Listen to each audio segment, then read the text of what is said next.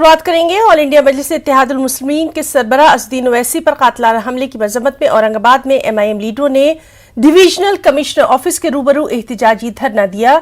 नमाज जुमे के बाद ये धरना शुरू हुआ जो कि शाम 5 बजे तक जारी रहा। इस मौके पर एमआईएम लीडरों ने कौमी सरबराह असदुद्दीन ओवैसी पर नाकाम कातिलाना हमले की सख्त अल्फाज में मजम्मत की और कहा कि सियासी मुखालिफिन सियासत के मैदान में मुकाबला करने से खौफजदा है, इसीलिए बुज़दिलाना इक़दामात से एमआईएम को डराने की कोशिश कर रहे हैं, लेकिन ऐसी बुज़दिलाना हरकतों से एमआईएम के अज़ाइम में कोई कमी नहीं आएगी। इस मौके पर एमआईएम लीडर गफ्फार कादरी ने कहा कि असदुद्दीन ओवैसी पर हमला दलितों और मजलूमों की आवाज को दबाने की एक साजिश है। असदुद्दीन ओवैसी साहब मजलिस के सदर हैं और जिस हैसियत में वो हैं, मुसलमानों की, ओबीसी की, दलित की आवाज़ है, उसको दबाने की कोशिश की गई है। हमने ये छोटा सा धरना आंदोलन इसलिए किया है कि हमारे जज्बात और एहसासात इलेक्शन कमीशन तक, केंद्र सरकार तक, यूपी की गवर्नमेंट तक पहुंचा सके।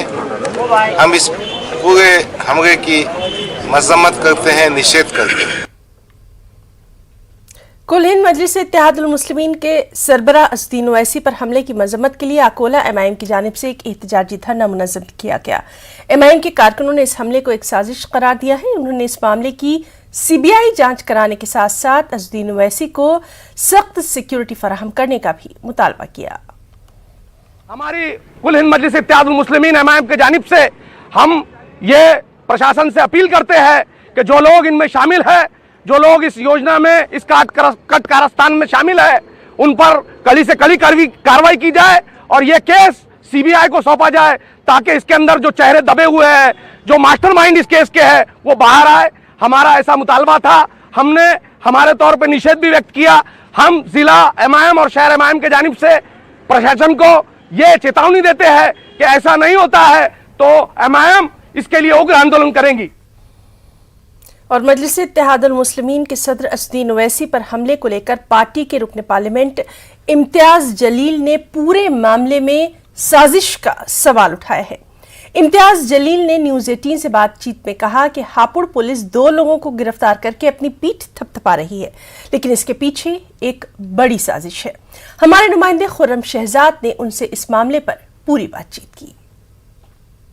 ऑल इंडिया मजलिस इत्तेहादुल मुस्लिमीन के सदर असदुद्दीन ओवैसी पर कल हमला हुआ था और आज उनको सिक्योरिटी मिलने की खबर आ रही है। मज़ीद गुफ्तगू के लिए हमारे साथ हैं मेंबर ऑफ पार्लियामेंट इम्तियाज़ जलील साहब। इम्तियाज़ साहब, जिस तरीके से ये हमला हुआ वो सब ने देखा, लेकिन अब सरकार की तरफ से सिक्योरिटी दे दी गई है। देर आए दुरुस्त आए, हम ये कहना चाहेंगे, क्योंकि ऐसा नहीं है कि सरकार को ये नहीं पता था कि असदुद्दीन ओवैसी साहब को किस तरह के थ्रेट्स मिलते हैं, उनकी जान को किस तरह का धोखा है। सोशल मीडिया के ऊपर आए दिन उन्हें जान से मारने की धमकियां मिलती है और ये पहली बार हुआ नहीं है कि मतलब उनके ऊपर हमला हुआ है। 2 महीने पहले भी उनके घर के ऊपर हमला हुआ था, वो घर जिसके बिल्कुल सामने ही पुलिस स्टेशन है, और जो आए थे तोड़फोड़ करने के लिए वो लोगों ने फेसबुक के ऊपर उसको लाइव किया, पूरा शूट किया, उसको एक इवेंट बनाए थे। यानी कि उनका डर और खौफ ख़त्म हो चुका था। हम ये समझते हैं कि इतनी हिम्मत आ कहाँ से रही है। हिम्मत इसलिए आ रही है कि ये जो इंटॉलरेंस इस देश के अंदर बढ़ रहा है और उसके लिए जो सरकार बैठी है वो जब खामोश है, मोदी साहब इसके बारे में कोई जिक्र नहीं करते हैं, तब है तो ऐसे जितने भी लोग हैं उनकी हिम्मतें बढ़ती जाती है। आप पॉलिटिकल बयान दे सकते हैं, कह सकते हैं, लेकिन हापुड़ पुलिस की तरफ से 2 लोगों को गिरफ्तार कर लिया गया है। क्या आप इस कार्रवाई से मुतमईन नहीं हैं? देखिए, अगर जान चले जाती तो मेरा ये कहना है, अगर योगी साहब ये दावा कर रहे हैं कि मैंने यूपी से पूरा गुंडा राज ख़त्म कर दिया है, तो ये हाथों में क्या फूलों का गुलदस्ता लेकर आए थे? ये बंदूकें तमंचे लेकर अगर आ रहे हैं तो ये गुंडा राज नहीं है तो और क्या है? ठीक है, इंसिडेंट होने के बाद हमने गिरफ़्तार कर लिए। आप अगर वहाँ पर इनिशियल रिएक्शन पुलिस वालों का अगर देखते तो हमारे लोग ये बता रहे थे कि ऐसा लग रहा था, तो ठीक है ना, असद अवैसी को तो कुछ हुआ नहीं है ना, गाड़ी को ही लगा है ना उसमें।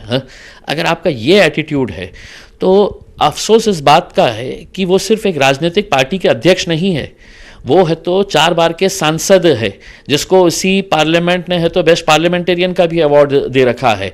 सदन चल रहा है, अधिवेशन चालू है, और ऐसे मौके के ऊपर ये घटना होना, मैं समझता हूं कि देखिए हर राजनीतिक पार्टी को अपनी राजनीति से ऊपर उठकर आकर इसकी निंदा करनी चाहिए, क्योंकि आज हमारे साथ हुआ है, ये कल किसी और के साथ भी होगा। तो बड़ा सवाल उठ रहा है और उठाया जा रहा है और जायज़ भी है कि सिर्फ 2 लोग आखिर इतनी बड़ी हरकत, इतनी बड़ी वारदात को कैसे अंजाम दे सकते हैं। कैमरामैन फिरोज वानी के साथ खुर्रम शहजाद, न्यूज़ 18 दिल्ली।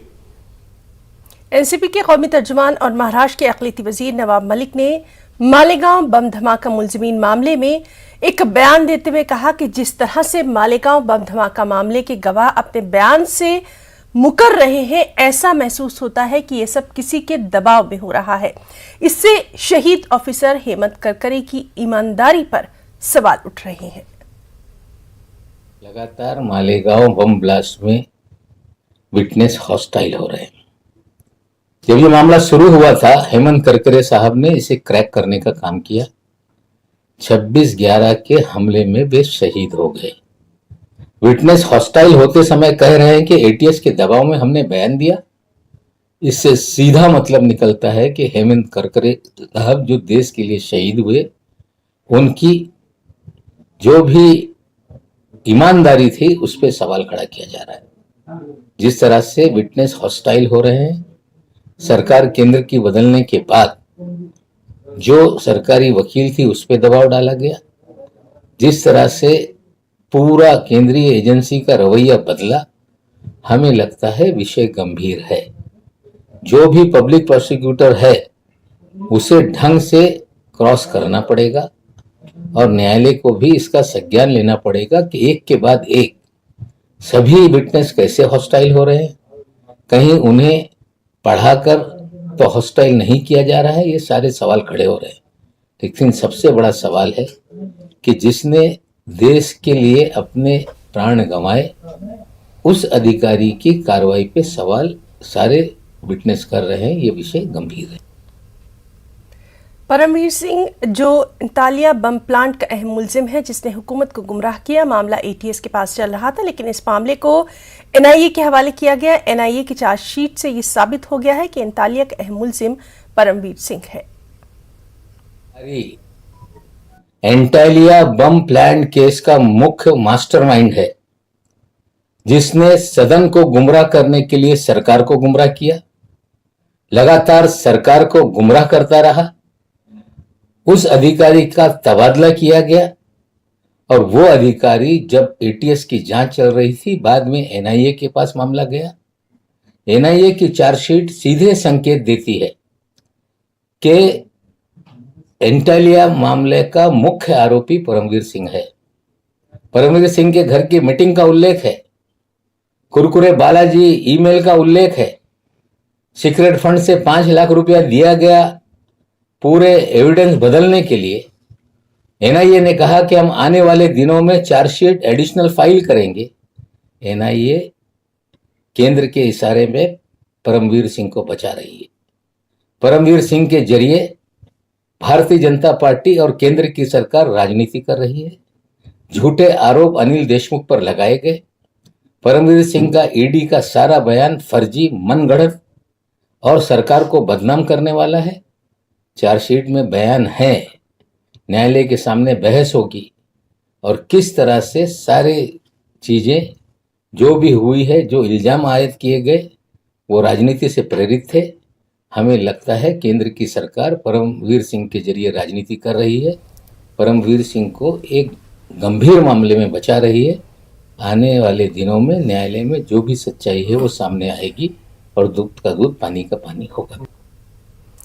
मुंबई के उर्दू मरकज ने सदर जमहूरिया को मकतूब रवाना करते हुए उर्दू उदबा और शोरा को भी पद्म अवार्ड से नवाजने का मुतालबा किया है। उर्दू मरकजी का कहना है कि अदब के जुमरे में मुख्तलिफ ज़बानों के उदबा व शोरा को पद्म अवार्ड से नवाजा गया है, लेकिन एक लंबे अरसे से उर्दू उदबा व शोरा को पद्म अवार्ड से महरूम रखा गया है। इस नाइंसाफ़ी को बंद करने और उर्दू उदबा व शोरा को भी मुल्क के बड़े अवार्ड से नवाजने का मुतालबा उर्दू मरकज ने किया है। उर्दू मरकज के रूह रवां जुबैर आजमी का कहना है कि उर्दू में भी नए नए तजुर्बात और तख्लीकात सामने आ रही हैं। इस बुनियाद पर उर्दू उदबा व शोरा को भी पद्म अवार्ड के लिए याद रखना चाहिए। उर्दू मरकज ने सदर जमहूरिया को मकतूब रवाना किया। जैसे हम ये चाहते हैं कि आज से कई साल पहले 1995 या 96 में खालिस उर्दू अदब की कैटेगरी में हमारे उर्दू के मारिफ अदीब कालिदास गुप्ता रज़ा साहब को जो है उर्दू अदब के लिए दिया गया था। उनके बाद जो है किसी को नहीं दिया गया है। तो हमारी ये दरख्वास्त है, हमारी ये इल्तिजा है सदर जमहूरिया से कि उर्दू अदब की कैटेगरी में जो है किसी उर्दू अदीब को, हमारे यहाँ बहुत से लोग हैं, ड्रामा निगार हैं, अफसाना निगार हैं, शायर हैं और सहाफ़ी हैं, तो स्टोरी टेलर्स हैं, फिल्म स्क्रिप्ट राइटर्स हैं जो कि उर्दू में लिखते हैं, तो उनको भी उर्दू कैटेगरी में ख़ास तौर से इस अवार्ड से पद्मश्री से नवाजा जाए। ख्वाजा मोइनुद्दीन चिश्ती रहमतुल्लाह अलैह के 810वें उर्स की तकरीबात की शुरुआत हो चुकी है। उर्स में मुल्क और बैरून मुल्क से बड़ी तादाद में अकीदतमंदों की आमद का सिलसिला भी जारी है, लेकिन कोरोना के सबब रियासती हुकूमत की गाइडलाइन के चलते और फिर नाइट कर्फ्यू की वजह से दरगाह शरीफ का दरवाज़ा 8 बजे ही बंद कर दिया जाता है, जिससे ज़ायरीन और यहां आने वाले अकीदतमंदों को काफ़ी दिक्कतों का सामना करना पड़ रहा है। रज़ा एकेडमी ने राजस्थान के वज़ीर आला, मरकजी वजीर बराए अक़लियती उमूर मुख्तार अब्बास नकवी और सोनिया गांधी को इस सिलसिले में एक मकतूब रवाना करते हुए रात की पाबंदी को ख़त्म करने का मुतालबा किया है। साथ ही मुतालबा मंजूर न होने पर रज़ा एकेडमी ने राजस्थान हाई कोर्ट का दरवाज़ा खटखटाने का भी फैसला कर लिया है।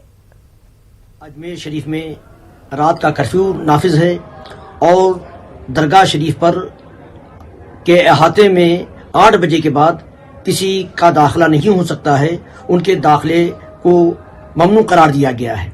इस सिलसिले में आज हमने रज़ा एकेडमी की जानिब से सोनिया गांधी, राहुल गांधी, मुख्तार अब्बास नकवी, अशोक गहलोत और अजमेर शरीफ के डीएम को लेटर लिखा है कि जो पाबंदी मज़ार शरीफ पर, दरगाह शरीफ पर हाज़रीन के लिए लगाई गई है उसको वो फौरी तौर पर ख़त्म करे, इसलिए कि यहाँ पर बहुत से औलिया इकराम, उलमा इकराम, सूफिया इकराम और मुअज़्ज़ज़ शख्सियात उर्स के ज़माने में हाजिर होती हैं और वो ज़िक्र और अस्कार में मशगूल रहते हैं, इसलिए ये पाबंदियाँ ख़त्म की जाए।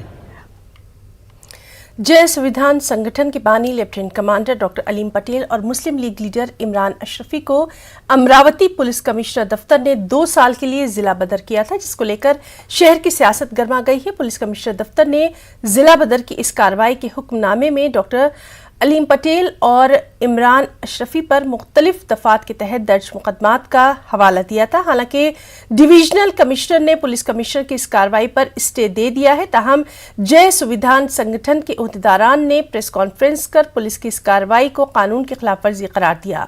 ओहदेदारान ने मीडिया से बातचीत में कहा कि अमरावती की पुलिस कुछ सियासतदानों के इशारों पर इस तरह की कार्रवाई कर रही है। जो 12 ऑफेंसेस पुलिस ने बताए हैं उसमें सिर्फ 4 ऑफेंसेस में चार्जशीट हुई है और बाकी के ऑफेंस अभी भी पुलिस के तपास में है।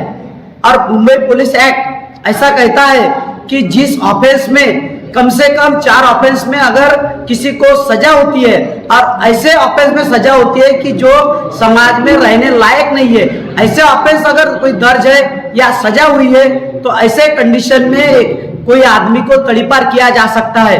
हम इस पत्रकार परिषद के माध्यम से पुलिस को भी आश्वस्त करते हैं कि ऐसी कोई नीति, ऐसी कोई दबाव अगर आपके ऊपर है तो हम आपके साथ हैं, मगर ऐसे देश की सेवा करने वाले लोगों के खिलाफ ऐसी कार्रवाई करके आप देश को और वर्दी को अपमानित मत करिए। और जिन पॉलिटिकल लोगों ने ये कार्रवाई पुलिस के दबाव के माध्यम से की है, हम उसका इस पत्रकार परिषद में निषेध करते हैं। औरंगाबाद गवर्नमेंट कॉलेज एंड अस्पताल में पहली मर्तबा 155 किलो वजनी हामिला खातून की कामयाब सर्जरी करके जच्चा बच्चा दोनों की जान बचाने में यहां के डॉक्टर्स कामयाब रहे। घाटी दवाखाने के तिब्बी माहिरीन ने इस ऑपरेशन को एक चैलेंज के तौर पर लिया और नतीजतन ये ऑपरेशन आलमी रिकॉर्ड का हामिल रहा। वो कैसे, देखिए हमारे नुमाइंदे अजहरुद्दीन की ये खास रिपोर्ट।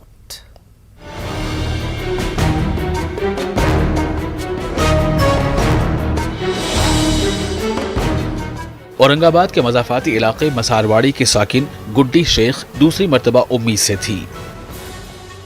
पिछले 1.5 महीने से घाटी दवाखाने में वो ज़ेर इलाज थी। हामला खातून का वजन 150 किलो था, जिसकी वजह से इसे कई अमराज लाहक थे। इब्तदा में डॉक्टरों ने हामला खातून को बड़े शहरों में ऑपरेशन करवाने का मशवरा दिया, लेकिन मरीज और उसके ख़ानदान की माली हालत को देखते हुए डॉक्टरों ने खुद ही इस ऑपरेशन को एक चैलेंज के तौर पर कबूल किया। डिलीवरी वार्ड के HOD डॉक्टर श्रीनिवास गुड़प्पा की रहनुमाई में ये पेचीदा ऑपरेशन किया गया। डॉक्टर का कहना है कि दोनों जानें बचाना हमारी तरजीहात में शामिल था और ऊपर वाले ने हमें कामयाबी अता की। ये जो महिला थी, इनका BMI 65 था और वज़न करीबन 155 kg इतना था। तो इतना वज़न रहने के बाद और उनको डायबिटीज़ था और हाइपरटेंशन था, तो इतना ओबेसिटी और मेडिकल कॉम्प्लिकेशन रहने की वजह से उनका डिलीवरी और प्रसूति ये डिफ़िकल्ट थी। और ऐसे कंडीशन में उनका पहला सीज़र होने की वजह से इस बार भी सीज़र था और उनके बहुत सारे मॉर्बिडिटीज़ थे, जैसा fungal infection and all this thing. और उनका वज़न ज़्यादा रहने की वजह से इवन वेइंग मशीन हमारी जो गवर्नमेंट में अवेलेबल है वो भी उतना वे नहीं कर सकती थी। मैक्सिमम 120 kg उस पर वे होता है, तो उसके लिए अलग वेइंग मशीन लेके, 2 ट्रॉलीज़ लेके, इवन व्हील चेयर उसमें बैठ नहीं सकते थे, तो 2 ट्रॉलीज़, 2 OT टेबल, 2 बेड, ऐसा सब करके टेक्निकली जो कॉम्प्लिकेटेड सीजरियन था वो हमारे पूरे टीम ने, डॉक्टर कल्याणकर, डॉक्टर देश पांडे मिलके एकदम अच्छा किए and mother and baby are doing well. Hamla Khatun का वजन हद से ज्यादा होने की वजह से डॉक्टरों को हंगामी इक़दामात करने पड़े और खुसूसी केस के तौर पर इस पूरे मामले को हैंडल किया गया। मेडिकल साइंस की दुनिया में ये ऑपरेशन गैर मामूली अहमियत का हामिल करार पाया। डॉक्टर श्रीनिवास का कहना है कि 66 BMI वाले अफराद पर दुनिया भर में 6 मरतबा कामयाब ऑपरेशन करने में कामयाबी मिली है। आलमी आदाद शुमार के लिहाज से ये 7वां कामयाब ऑपरेशन और मुल्क का अव्वलीन ऑपरेशन कहलाएगा। 24 जनवरी को हामला का ऑपरेशन हुआ, उसके बाद से जच्चा और बच्चा दोनों डॉक्टरों की निगरानी में हैं। हामला खातून और उनकी वालदा ने अपने तासुरात कुछ यूं बयां किए। इन्होंने 1 महीना यहाँ पर रखा मेरे को, उन्होंने पूरी जांच करी, छोटी सी बड़ी जांच करी। पहले तो बोल दिए थे कि आप दिल्ली या मुंबई जा सकते हैं, हमारे बस की बात नहीं है। फिर कल्याणकर सर ने और उन्होंने बहुत कोशिश करी है, कल्याणकर सर है, नितिन सर है, योगिता मैडम है और हमारी पूर्वा मैडम है, इन लोगों ने बहुत भागम दौड़ी करी मेरी। जैसा अपना बच्चा ऐसे माँ बाप संभालते ऐसा इन्होंने हमारे को 1 महीना रखकर संभाला है। दिल्ली मुंबई बोले, जैसा हमारे हालत की वजह से बोलते थे वो क्या हमारे बस की बात नहीं है, यहाँ डॉक्टर नहीं है। तो हमने बोले हम गरीब है, हमारे से इतना पैसा नहीं है हमारे पास, तो माँ बाप है उनके, तुम ही कर सकते। हाँ तो फिर ठीक है, बोले अभी बाहर से ट्रीटमेंट करे उन्होंने, दाखिल करना, फिर अच्छे से इलाज करें। जो भी केसेस ऑन रिकॉर्ड हमने पाए हैं उसमें 6 रिकॉर्ड इंटरनेशनली है, इंडिया में से एक भी रिकॉर्ड ऑन पेपर नहीं है। So this is the first case from India we are claiming, because 65 BMI ये बहुत ज़्यादा है। ओबेस के लिए 30 के ऊपर होता है, 40-45 तक हमने केसेस देखे हुए, लेकिन 65 ये फर्स्ट केस जो हमने एनकाउंटर किए। मेडिकल कॉलेज के डिप्टी डीन डॉक्टर श्रीनिवास गुड़प्पा की रहनुमाई में डॉक्टर विजय कल्याणकर और उनकी पूरी टीम को इस गैर मामूली कारनामे की अंजामदही का एजाज जाता है। हामला खातून के अल्फाज ही काफ़ी हैं कि इन डॉक्टरों ने औलाद से ज़्यादा इनकी निगहदाश्त की। आज जच्चा और बच्चा दोनों सेहतमंद हैं। न्यूज़ 18 उर्दू के लिए औरंगाबाद से अजहरुद्दीन।